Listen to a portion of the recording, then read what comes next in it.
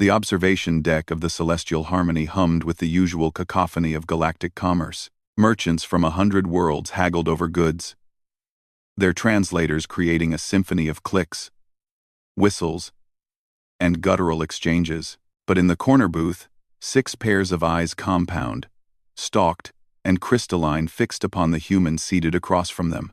Saren Vale sipped her recycled water, her face an unreadable mask of calm. The delegation of council representatives had been studying her for the better part of an hour, their questions growing increasingly personal, increasingly invasive. "Forgive our curiosity," chittered Ambassador Thexon, his mantis-like form shifting with what his species considered polite embarrassment. "But in all our encounters with your kind, we've noticed something unusual. We've seen humans laugh, rage, even dance with joy. But we've never seen one cry. The biological function exists in your species, our xenobiologists confirmed it. Yet none of you ever seem to use it." Saren's expression didn't change. "We cry," she said simply. "Just not often. But why?" This came from Delegate Vrios, whose gelatinous body pulsed with genuine confusion. "Every species we've encountered uses tears as a release mechanism for distress. Grief, pain, overwhelming emotion, these things demand expression. How do humans simply not?" Before Saren could answer, a low rumble vibrated through the deck plating. The delegate's attention snapped to the creature, emerging from behind Saren's chair. Krek was massive even for a Vorathi youth, his scaled hide the color of burnished copper, ridged with obsidian spines that marked him as barely past his first molting. His species had terrorized 3 star systems before the council brought them to heel, their reputation as apex predators preceding them across the galaxy. But this particular Vorathi moved with unusual care, his taloned feet barely making a sound as he positioned himself protectively beside the human. "She cried once," Krek said, his voice a subsonic growl that made the translator unit struggle. "I devoured the thing that made her sad." Krek said. "I devoured the thing that made her sad." Krek said her fively of the Felder. Krek said her fively of the Feld. She cried once the thing that made her sad. She cried once the thing. She cried. The silence that followed was absolute. Ambassador Thexon's translator emitted a strangled sound. "You devoured?" Krek's head tilted, his triple row of teeth visible in what might have been a smile. "Would you like to hear the story?" Saren had found Krek 3 standard years ago on a mining colony in the outer reaches. She'd been conducting routine safety inspections when she heard the sound, a high-pitched keening that no universal translator could parse. Because it wasn't language, it was pure, distilled anguish. The Vorathi cub was trapped in an ore processor, his leg caught in machinery that would have killed a human instantly. His clutchmates were gone, sold to fighting pits across the sector. His mother had died defending them. He was alone, in agony, and certain he would follow his family into darkness. Saren had shut down the entire mining operation. She'd spent 16 hours carefully extracting him from the machinery, her hands steady even as the foreman screamed about quotas and credits. When Krek was finally free, she'd carried him all 200 pounds of traumatized predator to the medical bay herself.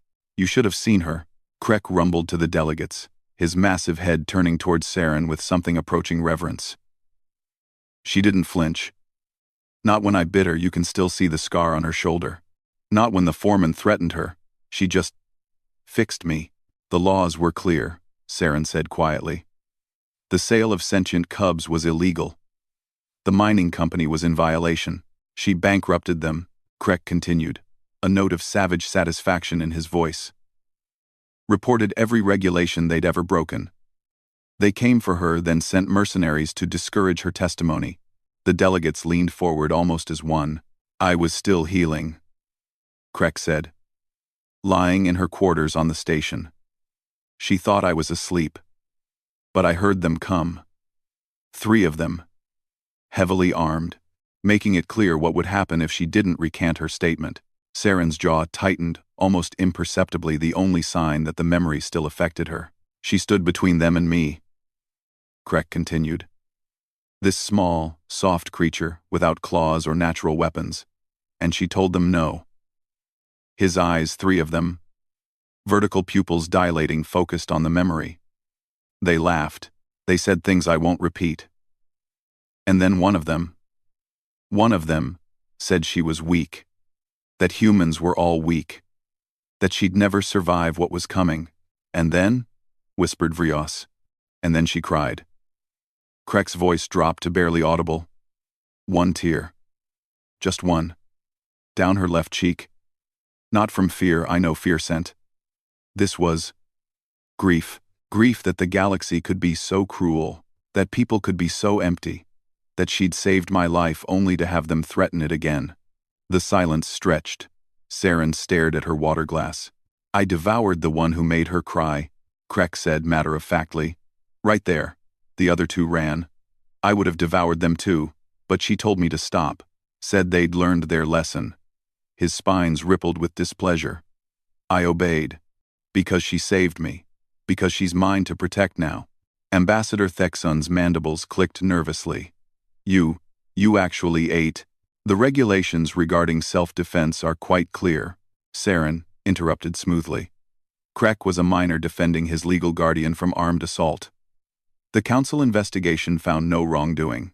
But you've bonded with a Vorathi, Delegate Vrios said, his form pulsing rapidly. They're predators. Dangerous. How can you trust? How can I trust him? Saren's voice was soft, but something in it made the delegates draw back. He's never lied to me, never betrayed me, never tried to harm me for profit or convenience. Can your species say the same? Krek's massive paw rested gently on Saren's shoulder, the scarred one. Humans don't cry because they don't break, he said. They bend. They endure. They stand between monsters and cubs, between darkness and light. They cry only when the weight becomes too much. And when that happens, his teeth gleamed. Those who caused it learn why predators fear humans. The delegates exchanged glances. Ambassador Thexun cleared his throat, a strange sound from a being without one. We came seeking to understand human emotional regulation. I believe we've found more than we expected. Saren stood, Krek rising beside her like a mountain given breath. Humans cry, she said again. We just make sure it counts. As they left the observation deck, none of the delegates noticed the other humans scattered throughout the crowd, each with their own companion. A Draxian enforcer standing beside a laughing engineer. A Quellan scientist curled around a pilot's shoulders. A Thorian warrior sharing a meal with a medical officer. Humanity had come to the stars not as conquerors, but as something far more dangerous. Friends worth defending. And across the galaxy, their chosen companions were learning the same lesson Krek had learned 3 years ago.